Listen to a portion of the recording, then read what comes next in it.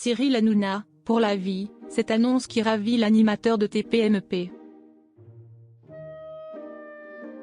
Cyril Hanouna a un planning bien chargé à la rentrée.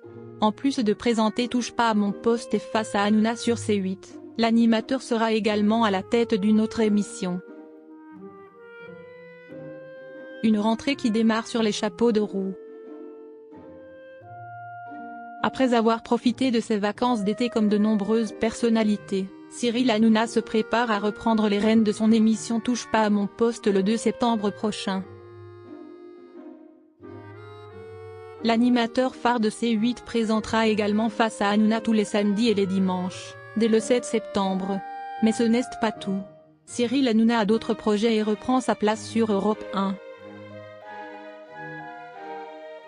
Pendant les élections législatives en juin, Cyril Hanouna a pris les commandes de On marche sur la tête pendant 2 semaines. Un essai qui a été révélateur. Aujourd'hui, il n'y a plus de doute, l'animateur-producteur présentera bel et bien cette émission de débat sur l'actualité, à partir du lundi 26 août. Rendez-vous du lundi au vendredi de 16h à 18h. Cyril Hanouna sur Europe 1, je suis très heureux. Une nouvelle aventure qui l'enthousiasme particulièrement. Je suis très heureux de revenir sur Europe 1, cette radio mythique et de retrouver ces équipes qui m'ont formidablement accueilli.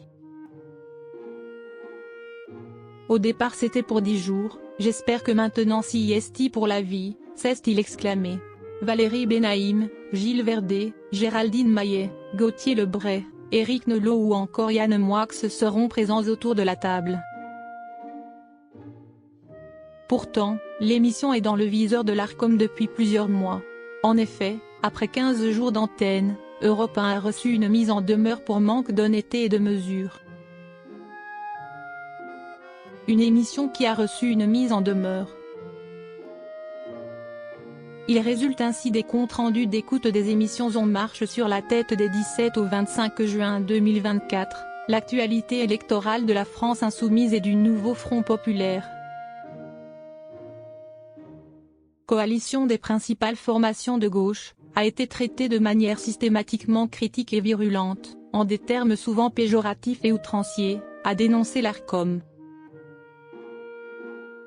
Le traitement de l'actualité a été largement univoque, sans qu'un autre point de vue ne puisse suffisamment s'exprimer.